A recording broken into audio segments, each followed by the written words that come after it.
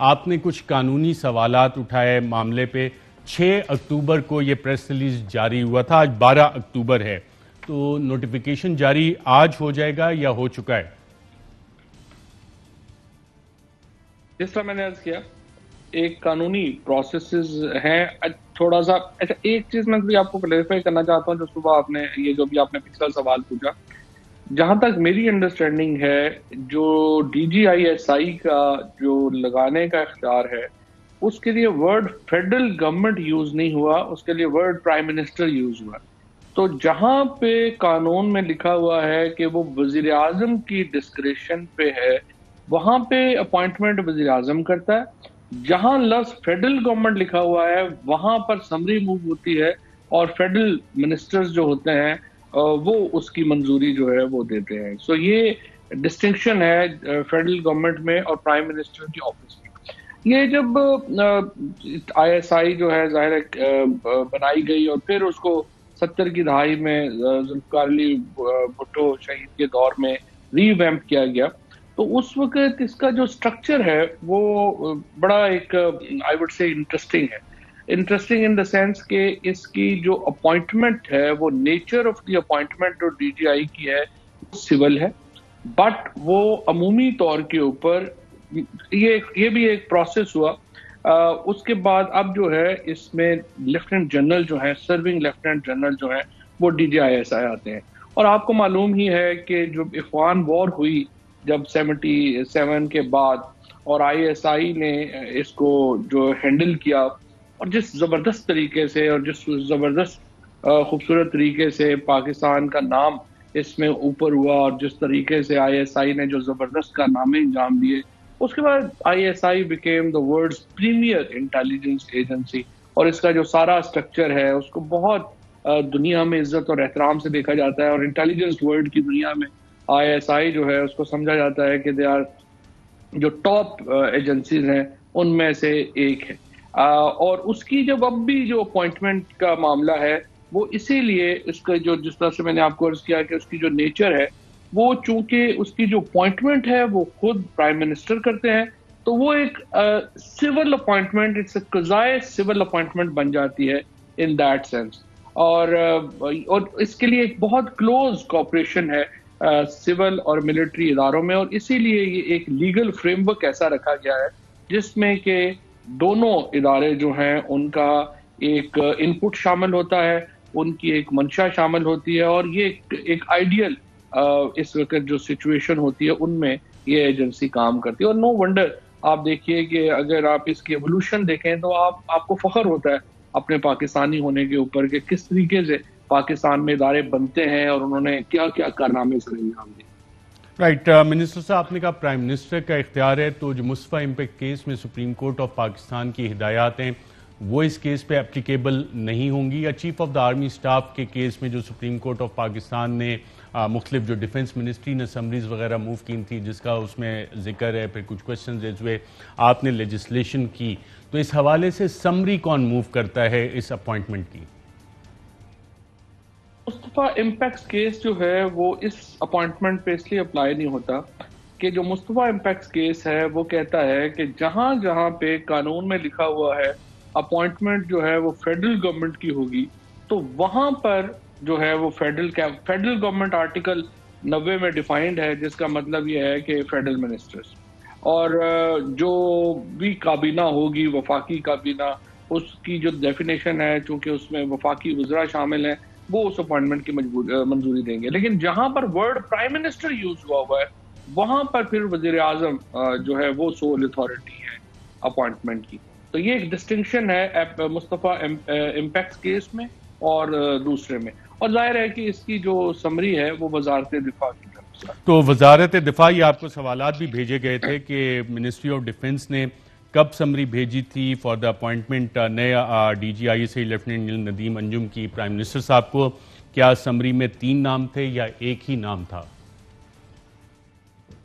میں نے آپ کی کوشچنز تھوڑا دیر سے دیکھے, ادروائز میں ڈیفنس منسٹری سے یہ معلوم کر لیتا کہ سمری انیشیٹ انہوں نے کب کی تھی, اور میں آپ کو دے دیتا, ادروائز میں آپ کو بھجوا دوں گا. بالکل ٹھیک ہے. 2 اور سوالات بھی اس کے ساتھ تھے کہ کیا پرائم منسٹر نے منسٹری آف ڈیفنس کو یہ اجازت دی تھی کہ نوٹیفیکیشن فار اپوائنٹمنٹ نئے D G I S I کی کر دیں، اور کیبنٹ سیکرٹری نے اس طرح کی کوئی ہدایات وزیر اعظم کی کنوے کی؟ آپ کے علم میں ہے کچھ؟ Sir I would not like to get into the details, کیا ہوا کیا نہیں ہوا، لیکن یہ جس طرح سے میں نے آپ کو عرض کیا ہے کہ تمام جو لیگل پروسیس ہے وہ اٹس ان دا آفنگ، اور انشاءاللہ تعالیٰ یہ جو ایک آج میڈیا نے اتنی اس کے اوپر انگزائٹی شو کی ہے وہ انشاءاللہ جلد دور کر لیں۔ یہ کب تک دور ہو جائے گی انگزائٹی؟ آج رات ہو جائے گی، کل تک ہو جائے گی، پرسوں تک ہو جائے گی؟ اور نئی سمری کون موو کرے گا؟ سارے ڈیفینس منسٹری ہی موو کرتی ہے، کوئی بھی سمری جو کہ جی ایچ کیو سے ریلیٹڈ ہوگی یا آرمی سے ریلیٹڈ ہوگی وہ ڈیفینس منسٹری ہی وزیر اعظم آفس کو ریفر کرتی ہے۔ اور اس میں 3 نام شامل ہوں گے یا ایک ہی نام ہوگا؟ یہ تھا کہ پہلے ہوتا یہ تھا کہ مختلف پینلز جو ہیں وہ کبھی 2 ناموں کے بھی آ جاتے تھے، کبھی ایک نام بھی آ جاتا تھا، پھر وفاقی کابینہ نے آج سے آئی وڈ سے کہ اباؤٹ 8-9 مہینے پہلے یہ ایک سٹینڈرڈ سیٹ کیا کہ ہر پوسٹ کے اگینسٹ جو ہے وہ 3 نام بھیجے جائیں گے۔ تو اب یہ ایک وفاقی کابینہ کے فیصلے کے بعد یہ ایک رول ہے کہ جو نام بھی وزیر اعظم صاحب کو یا وفاقی کابینہ کو بھیجے جائیں گے وہ کم از کم 3 لوگوں کے اوپر مشتمل ہوں گے۔ 3 کے اوپر بھی ہوتے ہیں، پھر 4 پہ بھی، 5 پہ بھی ہوتے ہیں، لیکن 3 جو ہے وہ منیمم ریکوائرمنٹ ہے ایز پر کیبنٹ۔ بالکل ٹھیک ہے۔ آج وفاقی کابینہ کو بھی اعتماد میں لیا وزیر اعظم نے اس معاملے کے حوالے سے، اور کیا یہ بات ہوئی؟ عامر ڈوگر صاحب نے کہا ہے کہ پروسیس فالو کیا جانا چاہیے، اس میں کچھ کمی رہ گئی۔ آپ نے بھی کچھ کانسٹیٹیوشنل اور لیگل فریم ورک کی بات کی، تو کمی کون سی رہ گئی تھی اس میں جس کو کیا پورا کیا جا رہا ہے؟ اور یہ ٹیکنیکل مائنر سی چیز ہے جو کہ اوور کم ہو جائے گی؟ اس کی جو پروسیڈنگز ہیں جس طرح سے آپ کو معلوم ہے وہ اوپن نہیں ہوتی ہیں، وہ ہمارے آفیشیل سیکرٹ ایکٹ میں کورڈ ہے، so I would not like to comment on those کہ وہاں پہ کیا گفتگو ہوئی، کیا بات ہوئی۔ لیکن جہاں تک اس بات کا تعلق ہے کہ یہ اپوائنٹمنٹ کا جو ہے یا معاملہ یا دوسرا، وہ جس طرح سے میں نے آپ کو عرض کیا،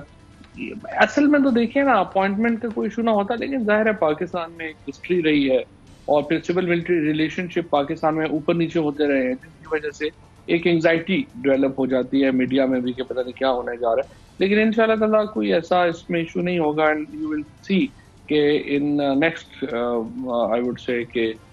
آنے والے تھوڑے سے وقت میں یہ چیزیں جو ہے وہ سیٹل ڈاؤن ہوتی ہیں۔ رائٹ، آپ نے ذکر کیا تھا آرمی چیف اور وزیر اعظم کی ملاقات کا، اس میں کون سے ایشوز زیر بحث آئے اور اس میں وزیر اعظم نے آپ کو ساتھ اس حوالے سے کچھ شیئر کیا بطور انفارمیشن منسٹر کہ ملاقات میں یہ چیزیں ہوئیں؟